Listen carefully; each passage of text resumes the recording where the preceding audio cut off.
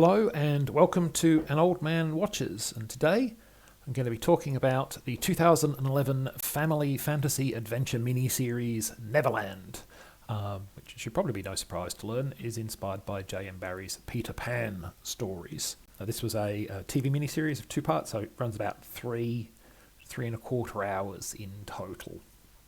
And we begin on the streets of London in 1906, where a young boy named Peter is part of a gang of street thieves under the tutelage of a Fagin-like character named Jimmy. The gang gets hired to steal a strange glowing orb, which they duly succeed in doing, but the orb then flares with life, drawing Jimmy and the rest of the gang into the strange world of Neverland, and subsequently Peter follows them in. There they find ice planes, giant eight-legged crocodiles, and a gang of pirates led by the beautiful but wicked Elizabeth Bonny, who is presumably inspired in some part by the real-life Anne Bonny, a woman who sailed with the pirate captain Calico Jack Rackham in the early 1700s. As you might imagine, many adventures ensue as Peter has to deal with the native people of Neverland, the core and their princess, and of course with Tinkerbell, who in this version of the story is a tree spirit, though frankly that pretty much just seems to mean fairy. And as if all that wasn't enough to keep young Peter busy, there's also the small matter of whomever hired Jimmy and his gang in the first place. Did they know what the orb could do, and if so, what are their plans for Neverland? So whereas the 1991 film Hook operated as a sequel to J.M. Barrie's stories, Neverland is positioned as a prequel to the books and plays. It tells the tale of Peter's transition from street kid straight out of Oliver Twist to the boy who never grew up. So how does this TV miniseries stack up, both in comparison to other Peter Pan adaptations and more generally just as a work of entertainment? Well, it's got its ups and downs, frankly. Let's talk about some of them. So I'm going to start with a confession. I don't actually much like Peter Pan as a character or a concept. I mean, I get the basic appeal of the idea of the boy who never grew up. You know, I understand that he's a personification of a fairly common yearning to return to the carefree days of youth. And I can also understand, that some people admire his fearlessness and his adventuresome spirit.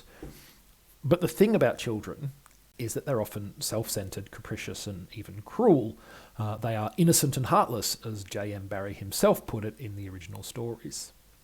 And to my mind, the important part of growing up, as opposed to merely growing old, is overcoming those traits. It's about learning to be more empathetic, to cooperate with others instead of simply demanding that you be given what you want, and to learn to avoid doing things that, while they might be easier for ourselves, would harm others.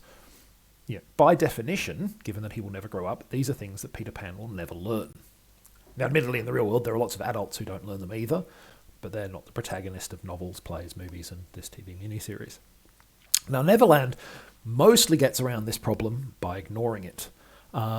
Peter is heroic and altruistic right from the start, and he frequently shows care and compassion for the fate of others. And I think the program makes the right choice here. This Peter is a lot easier for me to like. But on the flip side, is he really Peter Pan when he's so emotionally grown up? For some people, the answer is probably a resounding no. Now, you may or may not care about whether the show's characterization of Peter shows any fidelity to how he behaves in the original stories, but you're probably going to care about the pacing and story. And on that front, Neverland is something of a mixed bag, at least in my opinion. The script, I felt, is rather uneven and episodic. It feels patched together from lots of shorter sequences that I didn't feel felt all that well connected with each other, and which varied widely in the level of excitement and interest that I felt for them. Some bits are good. I think the opening half hour might actually be among the best, but others definitely feel like padding. Oh no, a terrible threat arises! Oh, never mind, 10 minutes later we've resolved that terrible threat. Oh no, there's a new terrible threat instead. It has a very kind of circular pattern in that way. And there's also the ultimate explanation of who hired Jimmy's gang, which is, I think, a bit of a misfire. It delves into pseudo-scientific mumbo-jumbo that neither feels appropriate to the overall tone of the show, nor terribly convincing just in its own right. So, while I think the script is a weak point in the show, the same cannot be said for the cast. The then teenage Charlie Rowe is solid in the lead role of Peter, and he's surrounded by very capable adult actors. Anna Friel seems to be having a great time as she swaggers around the screen as the wicked Elizabeth Bonny. And then you've got Rhys Ifans, who is an excellent choice for the charming Jimmy. He's got just the right edge to sell that his character, whose full name, of course, is James Hook, is far more dangerous than he presents himself to be, while still being, sort of charming and erudite and likeable. And then the more minor adult roles are also in capable hands. We've got Charles Dance in a small part, and we also have Bob Hoskins in his final TV role. He would appear in movies after this, with Snow White and the Huntsman being his final credit ever. But he's in this film TV series, and he's playing Mr. Smee, a role that he'd previously played in Hook 20 years earlier. He should be good at it. He's done it before, after all, and he was a good actor in general. Whether the cast's skill and enthusiasm makes up for the somewhat slipshod writing, I think will be an individual decision. Overall, though, I'd say that Neverland is an adequate, if unexceptional, family-friendly adventure.